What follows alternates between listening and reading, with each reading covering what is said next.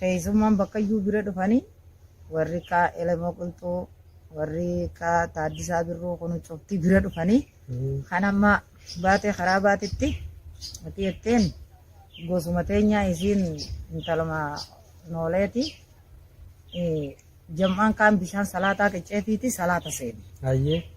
Baatee karaa baatitti. Salaata hoggaa seenanii salaata eegalanii jam'aan kaan salaata salaamata baafate. Jirri kaan kaanii tatta'ame amantiin kiristaanaa kun wayi ol ka'e. Amma sashee abbaa guddaa jetteen jam'aan kee kaani salaataa kaani salaatuu jetteen. Akkam jette jeen abba dubbii kana har'a ootan jiishan kan salaatuufi kan salaannes Oromumaa jee. Oromummaan abbaan kiyya akkasitti laal dhiigaa fi qaamaa fi dhuhaa fi lafeedhaani akkasitti itti dhaabbatti akkasuma nutti illee dhaabbatti jechuudha. Sababaan inni qubee baaseef barnoota Oromoodhaa guddaatiin itti dhuftee jechuu kanaatu nu ibse jechuudha sababa baaseef. Hoggaa kana gaafitti dhiyeessan ammaas. Duuba ati qubeen lama mootummaa tokko keessa hin ta'u jechuu hin dhageenye janiin. Maaltu kana jaajeen? Mangistiidha jeen. Mangistiin hin jehu jeen akkana. Ani kaniin dhagaye mangistiin waa baru jaalataa jechuudha. Kaniin tolcheef ammoo akka dafee waa baratu jechuudha. Mangistiin akkana hin jehu jeen akkana hin jehu jeen mangistiin maaliif jeen biyya teenya tan amma Ingilizanyaa jira jeen Faransaawillee ni jira jeen Arabanyaa jira jeen Amaaranyaan jira jeen Oromoonis nama jeetiin baaseef jeen. Amma nam sadii isaanii sadeenuma kana keessaa tokko gobaznoo jeen. Waan jeef gaa isaaf beeka. Amma sadee isaatii itti dabrimma. Amma gaa eegaa Itoophiyaadhaaf gartee goddaatiin barnoota dhufte jechuu hassaabii gootee baafte asii deemtee qubeen tun Magdashoo dhaquu maaliif itti dhiiftaa jeen. Sawwaaniin isin gaafadhu na gaafattanii jeen. Anaatu isin gaafataa jeensan. Ani takkaa Soomaalii sanis hin dhayne Jabuutillee hin dhayne Itoophiyaa kaniin baaseef barsiise kanarra bareechi deemu an wardiyyaa karaa saniitii waan gadhiiftaniif isiniif beeka jeen. Sirni abbaan keenya gaafa sanitti qabsaa'e sirna nafxanyaati. Sirna nafxanyaa ta'ee sirna kabbartee cunqursaa ukkaamsaa abbaa lafaati. Qubee tana hoggaa baase abbaan keenya darasoota isaati barsiise. Shantanfaan gaafa sana akka hidhaa jiran quba qaba inni jaarraa bagadaati hochi. Murni sana akka hidhaa jiran akaakuun quba qaba sheekni. Hoggaa kana jeen kootu ni dhayinaa. Si ajjeesan jennaan an du'ee karafu kun yoo dammaqe wanni ni nan barbaadu sanii jeen eega dhiinummaan kiyyaa'u karafu kana kaase ka gabrummaan namummaa dhoorkite kana ummata keenya baaneeti Oromoo baanee nageessi jeen hoggaa hojii dhufan namichi hoggaa asitti investigeet hoggaa intirogeet godhe hoggaa gaafatee dhageeyyi jeenati. Fidala kana hoggaanii fi qubee tanarra wal moroman hin katabuu jeen qalama fidalli keessan kun afaan Oromoodha. Afaan keessanittuu irruudha jeen afaan Amaaraa waan ta'e waan afaan Amaaraa beeytaniif dubbattaniin malee. Balaa katabii jeen namichaan ni katabe balaa katabii jeen beesi ilaala wooma takka katabe dhalaa katabii jeen ni katabe dhallaa katabii jeen haloo katabii jeen halloo katabii jeen. Hoggaa kana namichi ni ajaa'ibe. Booda duuba mangistiin qadama tokkotti haa bulluu jette. Kun akka wanjala ta'e hin beeytu hii jeenati. Qaanyiidhaa jeen mangistiin akkasiin jettu. Fidala 8 ol lakkaa'eef magaalaa tana keessatti ka gaafa san katabamu. Ani Arabiin hin baradhee jeen. Ati Ingilizii fi afaan Amaaraatiin barattee jeen. Barnootaa fi mitii jeen. Amaaranyaadha jennaan san ka higgiidhaatti bulluu jeen Amaaranyaan. Kanuma Oromoo kanaatu wanjala qabamoo moo dilli yaa'u kun hundi dilli as keessa qaraabu kun hundi wanjala qabaa jeen lakki namichi waan dubbatu wallaale. Wallahi namichi intirogeet godhu jiru akkana ilaalee fuula keessa baga hatee si deeyse jeen. dalagaatti jiru dhiise. Sirni abbaan keenya gaafa sanitti qabsaa'e sirna nafxanyaati. Sirna nafxanyaa ta'ee sirna kabbartee cunqursaa ukkaamsaa abbaa lafaati. Sani sirni gabroonfataadhaa abbaan keenyatti qabsaa'e malee. Qaatu godhe karaa kanaanis. Amma hoggaa karaa cufa dhaban. Amma gaa jaanahoo fidaa jee Haile Sillaasee dhabeek. Jaanahoo fidaa jee si deemsifnaa jedhaniin. Addis Ababaa si baafna. Haya fidaa jeen makiinaa fidan ni seensisan. Akkam jeen ummataan yoo har'a makiinaan tuni na fuute ani takkaa rabbiif hin sujuudne beekaa jee yoon sujuudeefis rabbiin narraan qeeballe jeen. Makiinaan qat jettee diddi. Talammee isaa fidan ni diddi. Taan fidan ni diddi. Shan hoggaa waliin gayanii dadhabanii. Ni balleeffamti. Didde. Ka'uma diddi. Mee akhiina maayoo deemte karaa laga harree kana karaa mana deemiin abdoo kana achi garagalchaa jeen karaa ifi fedhu. Hoggaa achi garagalchan xaat jettee dhayite. Hoggaa achi dhayitee as garagalchanii lafa kaayan irraa bu'an amma daanyoonni Haile Sillaaseen erge kun. Ammarraa bu'aniituma orma gartee daanyoota dirree dhawaa kana zigaalu seenan. Gaafa sirna dargiidhaa san abbaan keenya akkasitti kitaabban taarikhaatii fi kan hunda jalaa godaansifnaan kana jala qote gaala 8 fi harree 8 jalaa fi abnaan kana jala deemee jechuudha karaa biyya Soomaaliyaa. Hoggaa abbaan kiyyaa Hargeysaa gee abbaan kiyyaa Jabuutii gee kitaaba jalaa halkan fe'anii kitaabni abbaa duruu Jabuutii irraa Booramaa seene. Hoggaa abbaan kiyya Booramaa dhaqee duruu kitaabni Hargeysaa dhaqee Hargeysaan tama Maqdash oqote. Akkasumas jala deemee jala jetee Abdallah Musaa Idduu jaama gaafa san. Isa san yaamee abbaan kiyya kitaabban isaa hunda hojiirra oolfatee maxxanfatee eega dhaabii naqatee hunda fixee dhaabii bakka itti xabbamu hunda bakka qabachiise achi as deebi'e magaalaa Hargeysaa biyya harkaa bakka jirtutti fayyaa dhabee jechuudha. Achi fayyaa dhabee abbaan kiyya isaa gara Itoophiyaadhaatti as deemu. Soomaalii biyya hirkaa bakka baqattoonni qubatu achi ture. Bara 1977 irraa eegalee hanga 80titti mooraa baqattuu sun keessa ture achitti qabbanti dhooyte achitti du'ee awwaalanii jechuudha. Bara 1980 keessa. Hin seenne ijaaramee odoo gunni qophaa'ee seenuudhaaf qophaa'u haalli inni nama himee kun itti dhufee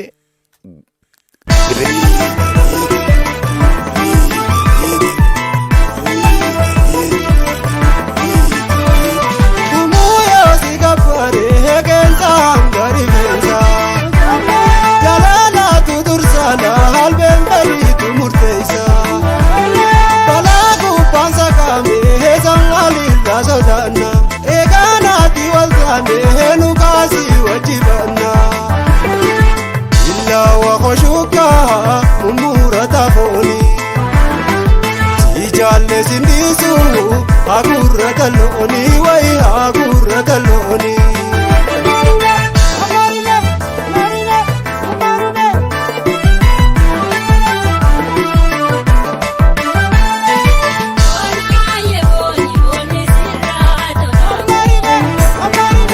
ay chaguga ume barese umura bandanu kamse keli kalami basese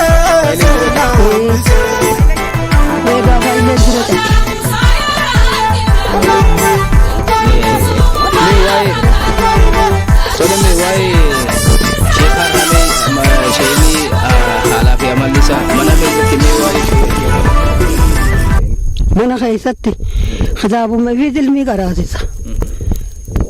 Waggaa jammaan qara'ee deeme. Ammaas ifumaaf muttaala ilmi. Ammaas hogguu galgalli ga'e salaata fi salaata. Halkan ka'ee salaatullee illee salaata. Waggaa za'aa jahanuma muttaala ammaas. Ni rafamma. Za'aa lama hogguu rafe. Ka'eesi salaatullee illee witrii salaata. Saniin booda jammaa kaaseti itti azaanee salaachisa. inni waa'een isaa dalagaan isaa kitaabuma rabbiiti qaraasisumaa fi haruma rabbii kana malee dalagee hin beeku amala mana keessatti illee nuti nuusos toluu malee gaarii nuuffisuu malee balaan qabu inni akkana kuno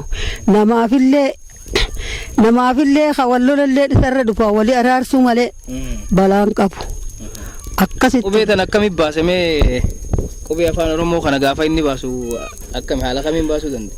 Inni haalatti baasuu danda'e kitaabumaan kitaaba hiikaa beeyta kitaabumaan kitaaba hiikanaan inni sheekarra qara'uun qabu rabbumaa itti kenne qubee tan akkasitti baasee usee kataba abujad nasharat abuqat jeetuma hangana kataba jiru achumarraa haasa katabeeti fixa hogguu fixee gaafa muhimman tun dhalatte qubee sana guute amma waraqaa katabeeti sheemba masiraa sheekotatti erge afaan keenya Oromoo loo isaa beeyta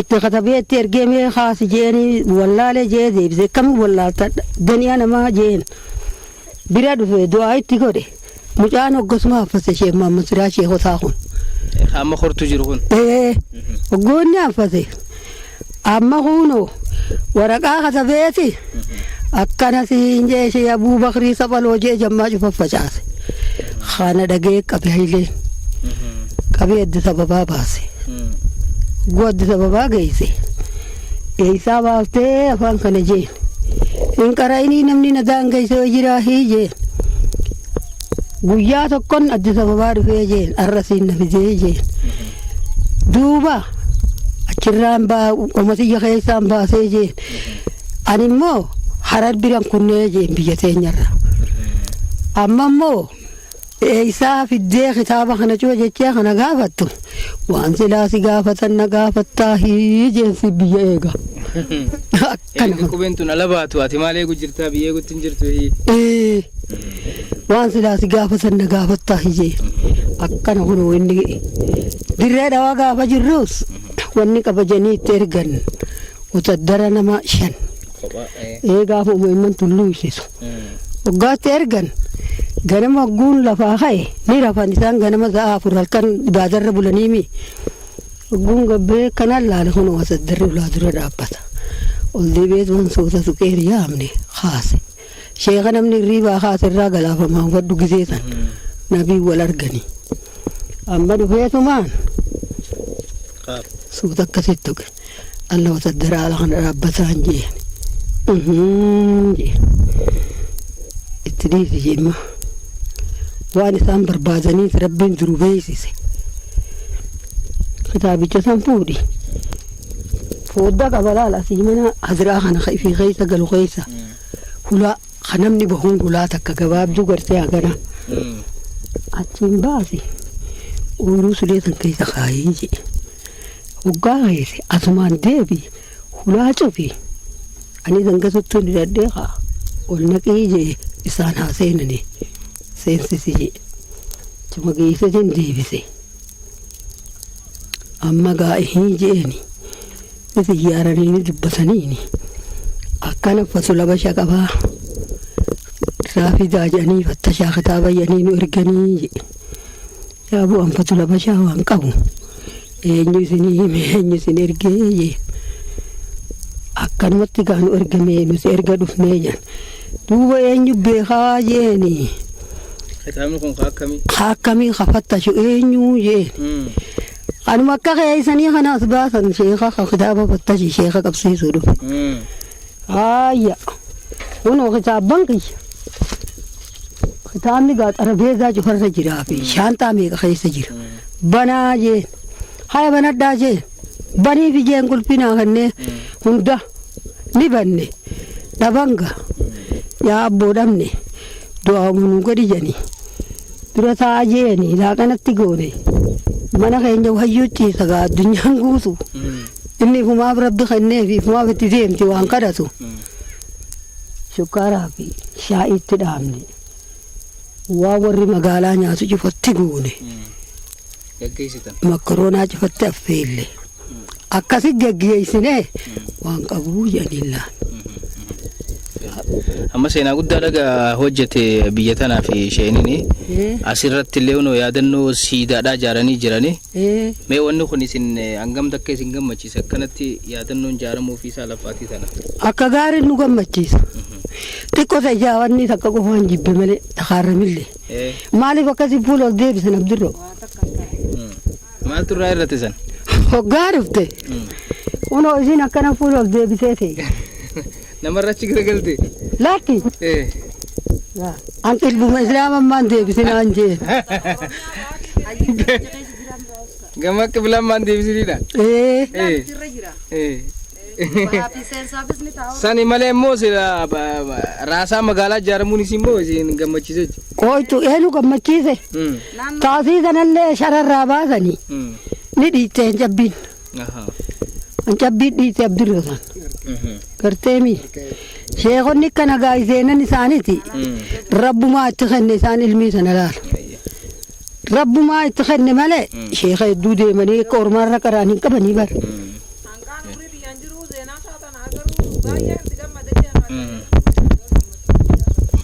Agan itti gammadu Allah waa itti gammanneen jiin waa gammannee nuti addunyaan barbaannu gammanne wallaahi. Kanatti qeetti yaadannoon isaa isin ijaaramee namni dhufee isin nu laaluun sunu waan guddaadha isiniif. Hogguji rahmatullahi alaykum waan jaanan. Rahmata kadhachaaf jirta. Rahmata kadhachaaf jirra. Nutti hammaanne jiru. Amma nutti hammaanne. Ammallee nutti hammaanne laal nagee qabna alhamdulillah. Du'aa godha. Ni goona.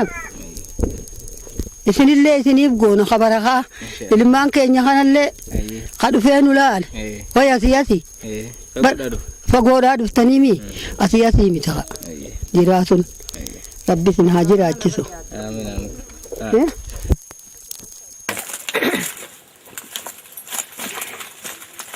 Meen salti teewa yaa misis. Tubbeeqa.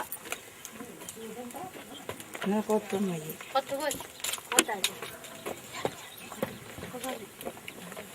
Raga dibsi. Mugara. Abu? Eenyu maqaan kee? Faami eenyuti? Kottu surayya. Faami Nama kabira. Haasa yoo qabu? Achi udun dheeseeti bara kongosta midhii roojii Isa taata'u? Kanaa soitu?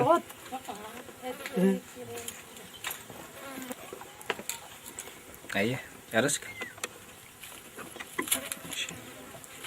Sheekka marasii deeme jettanii mire akka sheekka marasii manii jira.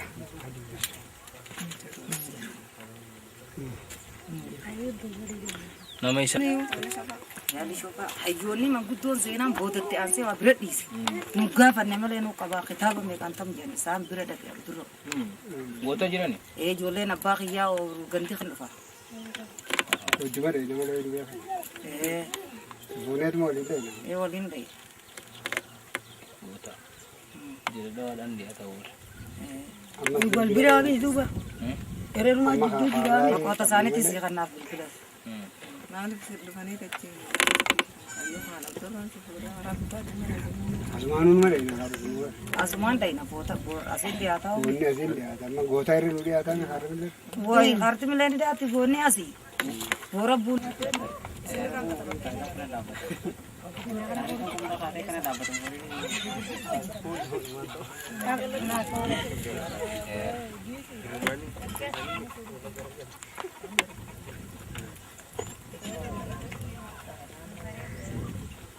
Maria, ¿qué es con el macatín más?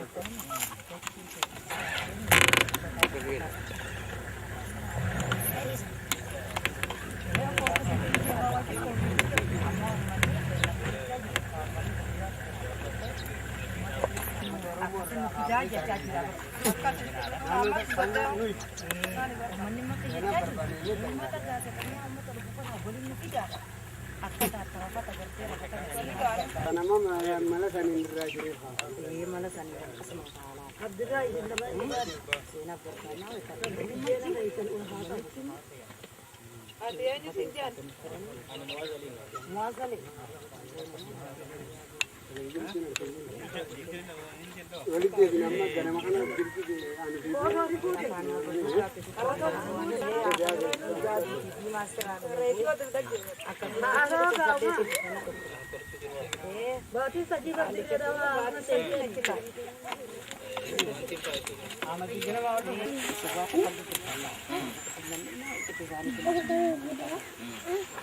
Sinema dhufanii nuti isaa walitti dhufne nuti seenaa akkana karaa tarkaanfii kanaatiin lafa kana beeksifne yani uummata isaatiif achitti aanuu kanarraa isaan harkaa qabaa beekte. Dachiisa nama namaatu ooyiruudhaaf irra jira.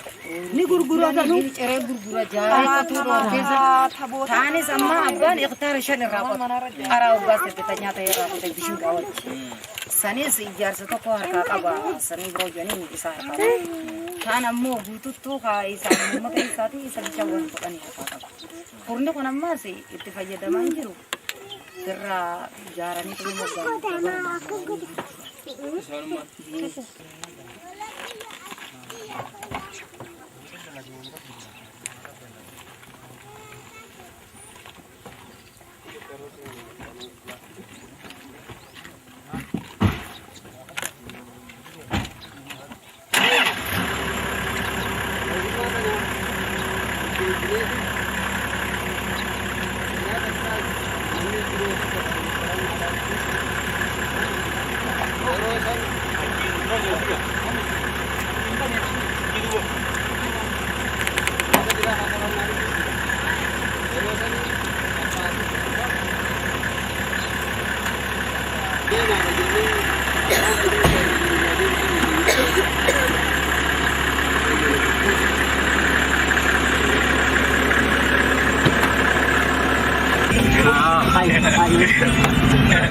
Ayun,